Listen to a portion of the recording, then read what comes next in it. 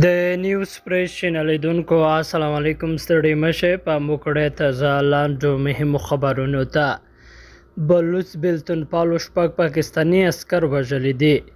بلوچ بیلتون پالو شپږ پاکستانی عسکر وژلي دي. بلوچ بیلتون پالو په وخت پر کړه لامیه کوي چې په اوران سیمه کې د سړک غاړه ته ماین ځای پر ځای کړی وو او پر پاکستانی عسکرو یې چاودنه کړې ده. د سرچینې په خبره په دې پیښه کې شپږ پاکستانی عسکر وژل شوي او موټر یې هم له منځه تللی دی. بلوچ ازادي غوښتونکي دغه راز وایي چې د جمعې په ورځ هم 4 پاکستانی عسکر وژلي دي.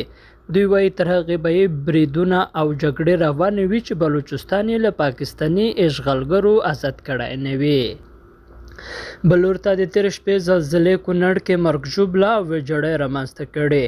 د کونړ د طبیعي پیښو پر وړاندې د چمتووالي اداره وایي د تېرې شپې زلزلې له امله د دغه ولایت د نورګل ولسوالۍ په مزار دره کې 6 کسان مړه او 9 نور ټپیان شوي دي. د دغه ولایت د طبیعي پیښو پر وړاندې د چمتووالي ادارې د زیانونو د ارزونې مدیر احسان الله احسان وویل چې د شپې نږدې 2:30 بجې د نسبتا زوروره زلزلې ټکانونه محسوس شول چې د لومړنیو معلوماتو له مخې د نورګل ولسوالۍ په مزار دره کې 6 کسان مړه او 9 نور ټپیان شوي دي. د نوموړي په خبره د زلزلې له امله د کونړ په بېلابېلو سیمو کې لسګونه کورونه هم تخریب شوي دي.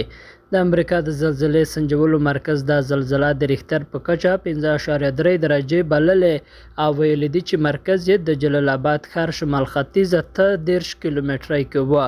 په ټولنیزو رسنیو کې له کابل، خیبر پښتونخوا او د پاکستان پلازمین اسلام آباد هم خلکو د زلزلې ټکانونه د محسوسېدو خبرونه ورکړي دي.